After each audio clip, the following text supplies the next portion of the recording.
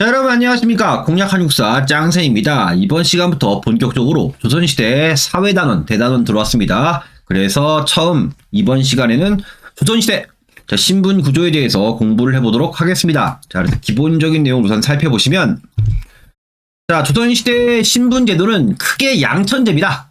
이게 법적으로 그래요. 경국대전의 규정은 그렇습니다. 그래서 평민 이상의 신분이 양인이고요.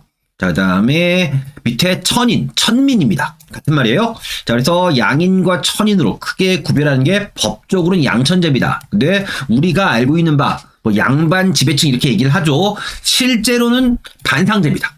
이건 실제적인 거예요. 양인이 지배층인 양반, 그 다음에 지배층의 하부 구조인 중인, 그 다음에 평민층인 상민에서 이게 분화되고요. 여기서 중요한 건 양반이냐 아니냐죠. 그 다음에 밑에는 여전히 천인입니다. 그래서 법적으로는 양천제고 실제적으로 반상제인데, 그래서 우리가 알고 있는 뭡니까? 갑오개혁 때 신분제도가 폐지되는데 법적으로 양천제니까 갑오개혁 때 폐지된 건 양천제죠.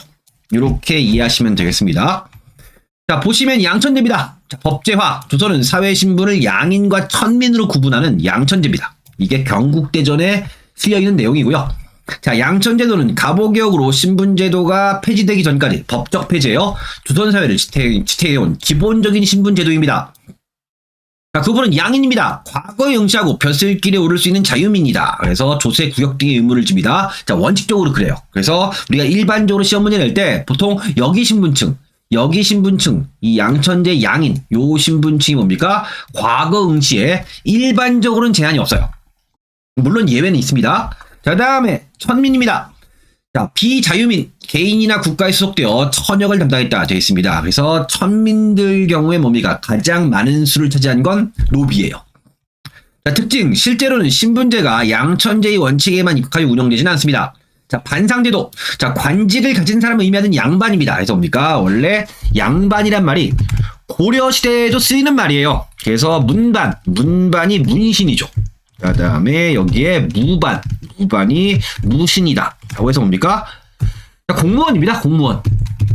야, 저분 양반이네. 그럼 뭐 하는 거야? 뭐 문신 또는 무신이겠지. 그래서 원래 이거를 의미하던 말이었어요. 그래서 조선시대 초에도 어떤 거야? 저 양반 양반이네. 벼슬아치를 얘기하는 거예요. 근데 나중에 뭡니까? 양반이 뭡니까? 양반을 배출한 가문, 그 다음에 뭐 신분, 이렇게 의미가 변한 거예요. 자, 그래서 제가 영의정이면 저 양반 양반이네. 그럼 원래 뭡니까? 양반은 공무원이니까 양반의 아들, 그러니까 영의정의 아들을 원래 양반이라고 안 불렀던 거지. 자, 근데 이것이 세월이 흐를수록 하나의 신분에서 뭐야? 저 양반은 양반 가문에서 뭡니까? 가문이 탈락한 다음에 그 벼슬아치를 배출해낸 신분으로 뭡니까? 의미가 바뀐 거예요. 그 다음에 양반 관료를 보좌하던 중인도 신분층으로 정착되어 왔다. 자, 그래서 내용입니다. 지배층인 양반과 피지배층인 상민 간의 차별을 두는 이 반상제도가 일반화됩니다. 그래서 결과는 양반, 중인, 상민, 천민의 사신분제도, 이게 현실적인 거예요. 자, 근데 신분의 이동은 가능합니다. 조선시대는 당연히 신분제 사회였으나 신분 간의 이동은 고려시대보다는 가능합니다. 자, 개방적 사회. 법적으로 양인이면 누구나 과거에 응시하여 관직에 진출할 수 있습니다. 이건 시험 문제 많이 물어요. 자, 일반적으로는 그래요. 자, 양반도 죄를 지으면 노비가 되거나 경제적으로 몰락하여 중인이나 상민이 되기도 합니다. 중요한 겁니다. 신분층의 변동이 가능해요.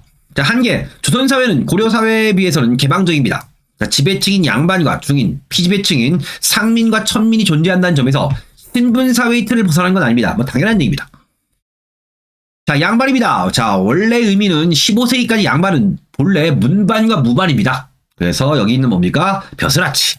이런 명칭인데요. 이 의미가 양반 관료 체제가 점차 정비되면서 16세기 이후에는 문무 양반의 관직을 가진 사람, 그 가족, 가문, 이걸 모두 포함하는 그런 개념으로 넓어진 거예요.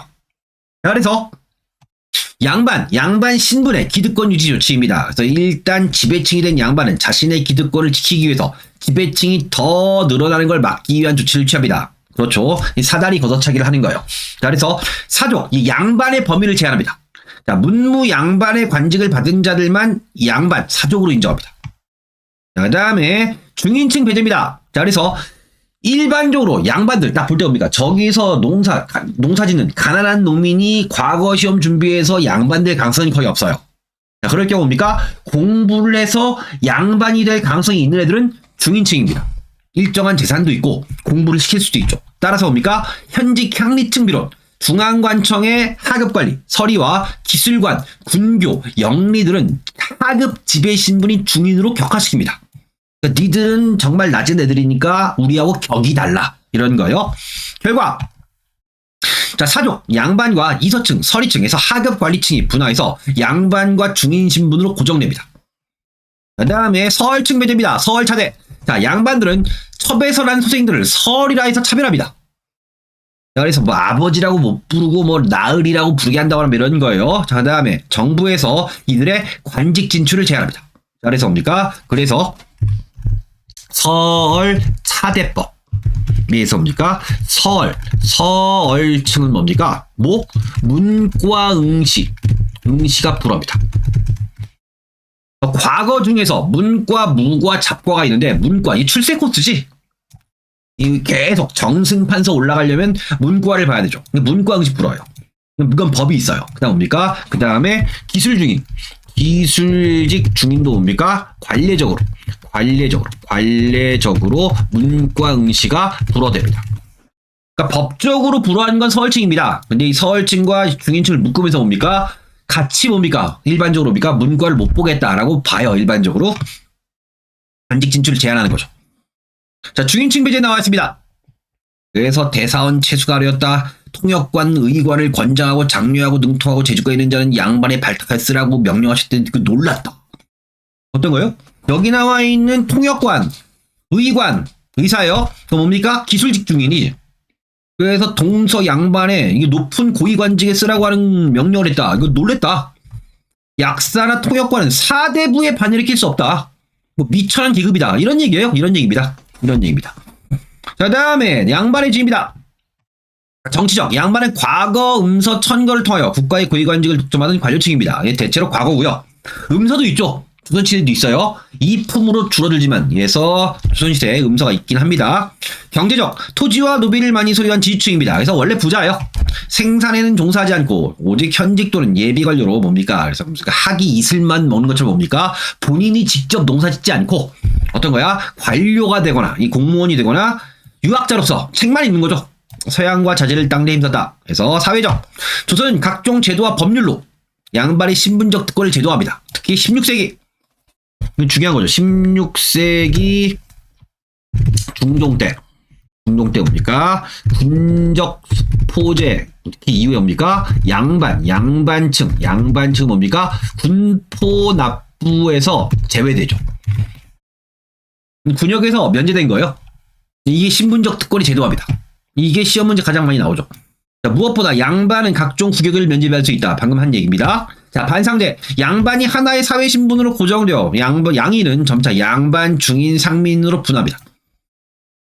근데 어쨌든 간에 뭡니까? 어쨌든 선비의 하루다. 이 선비도 이 지배층입니다. 지배층도 뭡니까? 나름대로 빡세요. 새벽 2시에서 4시 이상입니다. 겨울은 4시, 6시 이상입니다. 이거 FM대로 하면 뭡니까? FM대로 하면 수명이 줄어요. 6시에서 8시에 뭐 자제에게 글을 가르치고 이렇게 쭉 이게 뭡니까? 이게 하루의 일과입니다. 이걸 FM대로 하는 양반도 있었대요. 오래 살기 힘들었겠죠. 자, 다음에 중인입니다. 자, 중인의 넓은 의미, 양반과 상민의 중간계층입니다. 그래서 자, 형성시기 넓은 의미의 중인은 15세기 때부터 만들어집니다. 그래서 조선시대 후기 때 완성돼요. 이건 알아두셔야 돼요. 그러니까 처음부터 뿅 하고 나온 신분층이 아니죠. 서서히 뭡니까? 양반층이 권한을 강화해 가면서 점차 분화해서 뭡니까? 후기에 가서 하나의 완전한 독립된 신분층이 됩니다. 그래서 넓은 의미는 그렇고요. 좁은 의미는 기술관이다. 이렇게 되어 있습니다. 그래서 무슨 얘기냐면 중인에서 뭡니까? 그러니까 뭐 향리, 그다음 뭡니까? 의관, 그다음 뭡니까? 뭐 통역관, 뭐 이런 등등 뭡니까? 해서 뭡니까? 해서 대체로 뭡니까? 기술 중인에서 대대손손 중인이 있고요. 이게 원래 중입니다. 여기에 뭐가 포함된다? 여기에 서얼층을 중인 신분으로 포함시킨 거예요. 자, 그래서 뭡니까? 그래서 크게 뭡니까? 중인은 기술 중인. 이게 원래 중인이고요. 여기에 서얼층이 중인 대우가 돼요. 자, 그래서 넓은 의미의 중인은 뭡니까? 여기는 기술 중인과 서얼층, 이게 넓은 의미의 중인이고요. 그다음 뭡니까? 좁은 의미. 자, 원래 의미의 중인은 뭐예요? 이거예요. 기술 중인입니다. 이 기술관. 원래 중인은 이거죠. 원래 중인은 요 얘기입니다. 이해하시고요. 자, 중인의 구분. 서리, 향리, 기술관. 중앙과 지방에 있는 관청의 서리. 말단 관리죠. 그 다음에 향리. 지방에 있는 뭡니까? 향리층입니다. 지방에 있는 향리. 그 다음에 기술관은 직역을 세습합니다. 같은 신분 안에서 혼인했다. 자, 거주는 주로 관청과 가까운 곳에서 살았겠죠. 그 다음에 서얼입니다. 그래서 중서다. 중인 대우하는 서얼이어서 중서예요. 중인과 같은 신분적 처우입니다. 그래서 중서라고 불렸고요. 서얼 차별, 문광시가 불어집니다. 자, 고려시대에는 차별이 별로 없었으나 조선시대 태종 때 서얼차대법. 여러분 우리가 앞에 공부했던 것처럼 뭡니까? 태종 자체가 뭡니까? 태종 자체가 악이 뭡니까? 나중에 얻은 뭡니까? 그 이방원이죠. 태종이 이방원인데 이게 태조 이성계입니다. 이성계가 나중에 얻은 부인이 강씨 부인이죠. 그래서 뭡니까? 원래 이 이방원은 한씨 부인의 자제인데 이 강씨 부인의 자제가 방번과 방석인데 근데 뭡니까? 이성계가 세자를 뭡니까? 나중에 얻은 부인의 막내 아들로 세자를 삼았습니다. 그래서 태종이 뭡니까? 거기에 대해서 두드러기가 있어요. 그래서 이걸 뭡니까? 아예 법적으로 뭡니까? 나중에 얻은 여성의 자식이 어찌 감히 이런 거예요. 이거 아예 뭐야? 법제화한 겁니다.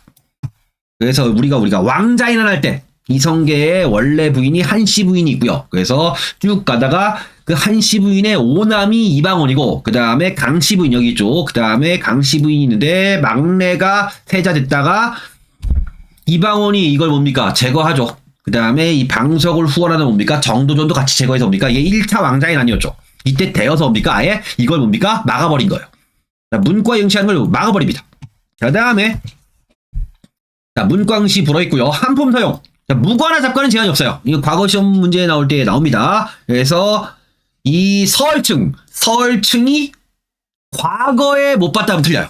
과거는 보는데 과거 중에서 문과를 못 본 거예요.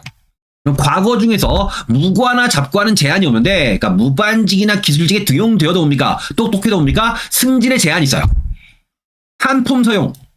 그래서 품계에 제한을 두고 쓴다는 뜻이에요. 그래서 막 승진하다 뭡니까? 뭐 소령, 중령, 대령. 그 다음 뭐야? 별은 못 다는 거예요.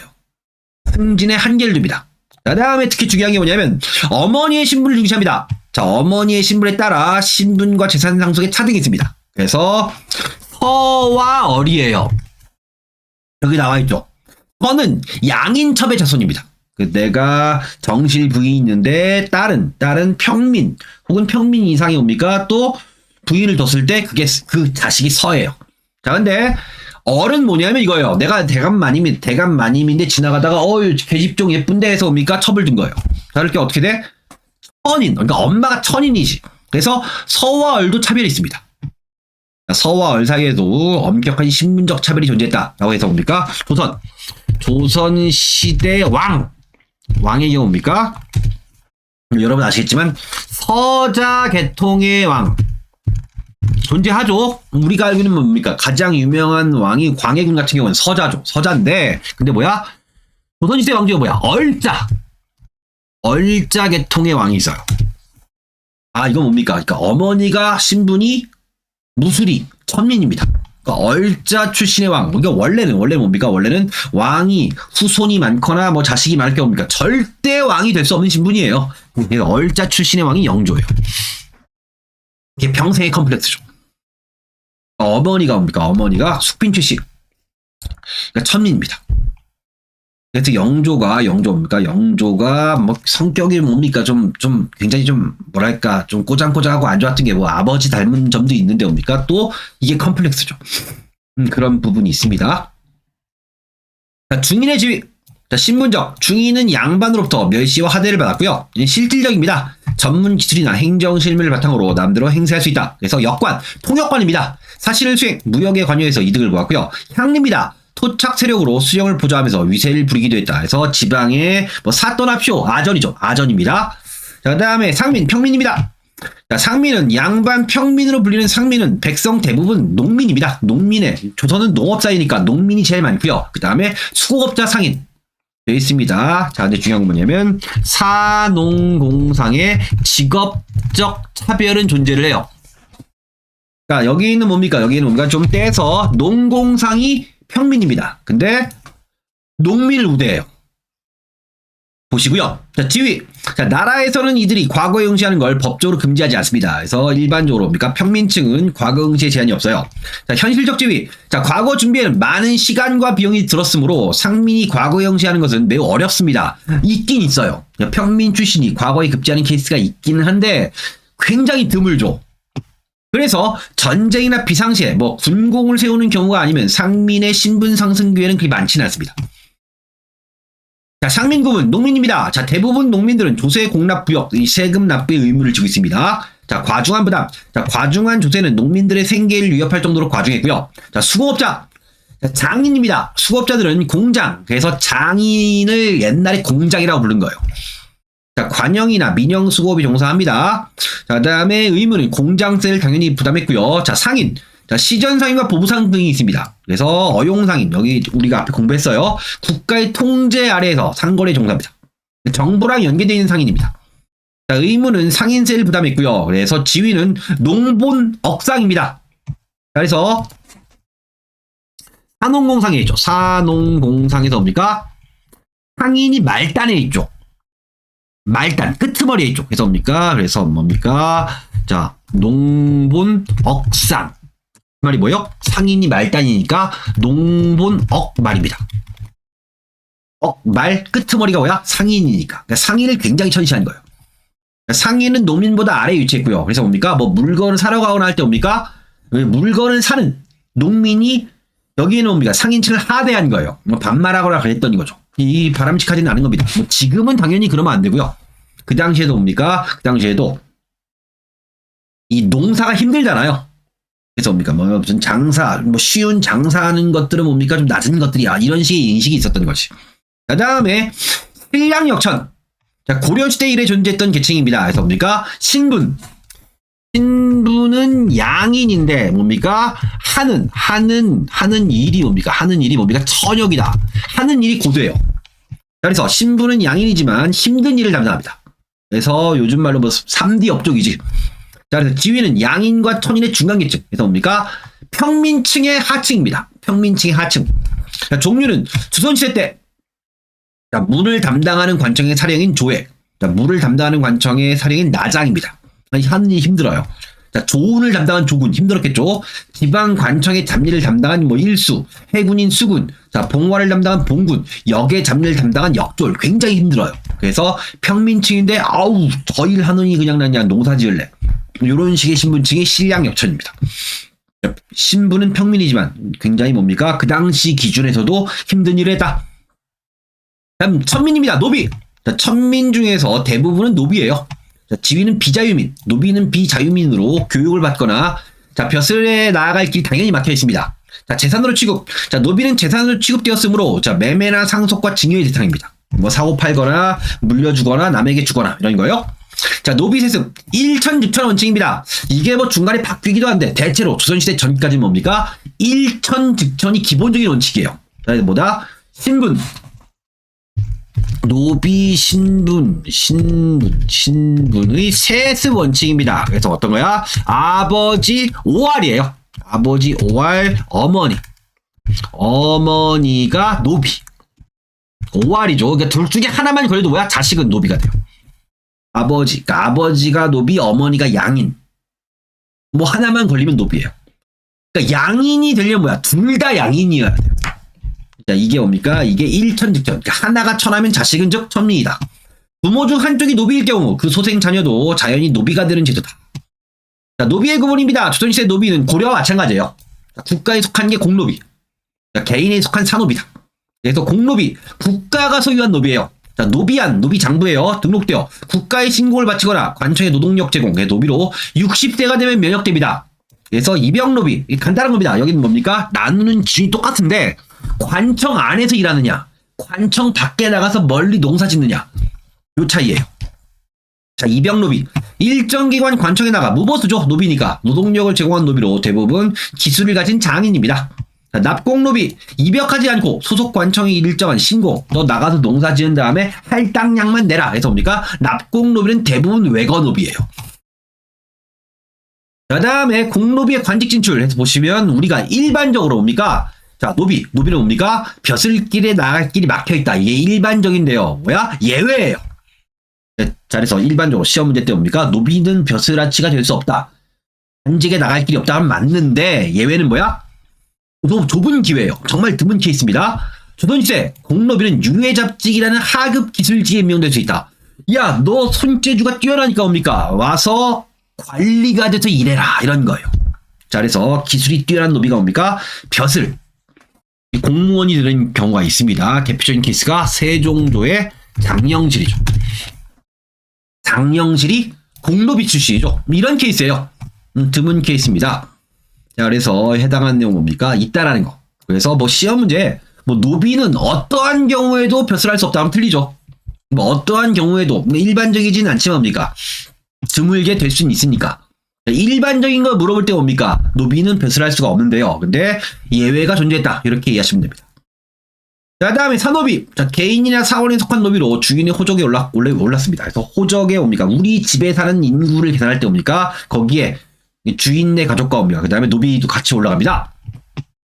자, 솔거노비. 주인 집에서 주인이 거느리고 있는 노비죠.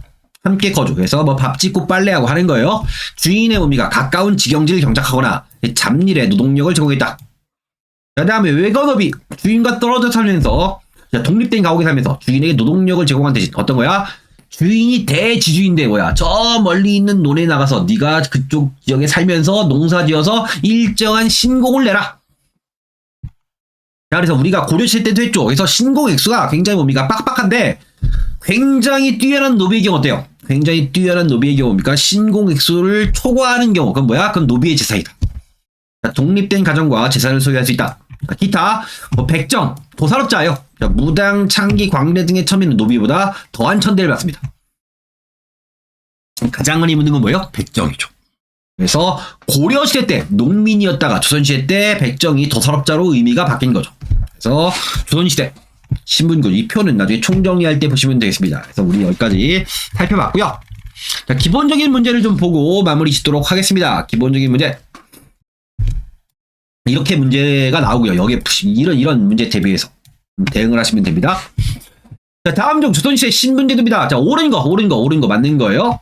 자, 법적으로 양반만 과거에 응시할 수 있었고 양민이나 천민은 과거에 응시할 자격이 없다. 그래서 이걸 많이 물어요. 아니죠. 양민 이상이면 돼요.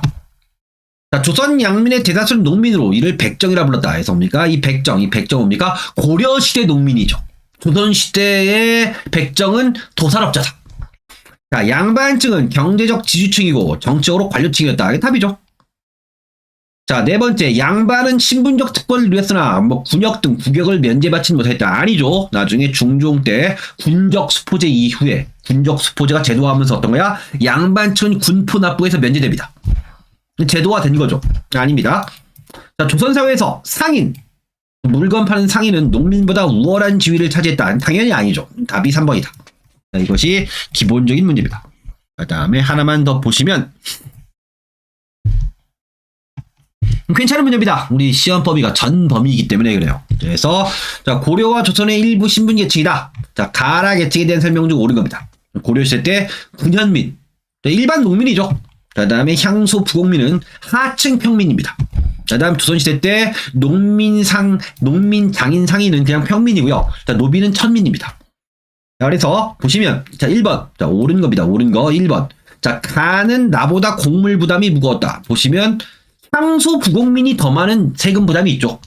향소 부곡민이 그래서 뭡니까? 나가 더 많은 곡물을 내야 돼요. 아니죠.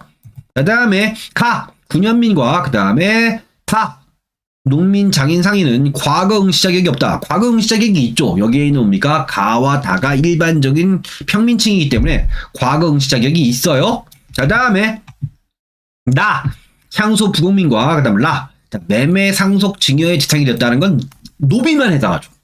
향소 부곡민은 평민 중에서 하층이에요. 하층 평민입니다. 노비가 아니기 때문에 매매 상속 증여의 대상은 뭡니까? 나는 아닌 것이 나는 맞고요. 자, 고려시대 백정입니다. 고려시대 앞에 풀었던 문제랑 거의 같아요. 고려시대 때 백정은 농민입니다. 군현민이고요. 그 다음에 조선의 백정입니까? 고사업자입니다. 그래서 천민층, 넓게 보면 천민층에 들어가고요. 그 다음 실제로 뭐야? 노비보다 더 낮은 천민입니다. 자, 이렇게 하면 답이 4번이다.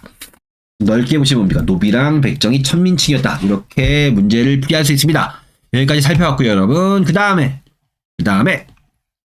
사회정책과 사회시설은 다음 시간에 이어서 하도록 하겠습니다. 여러분 수고하셨습니다. 고생하셨어요.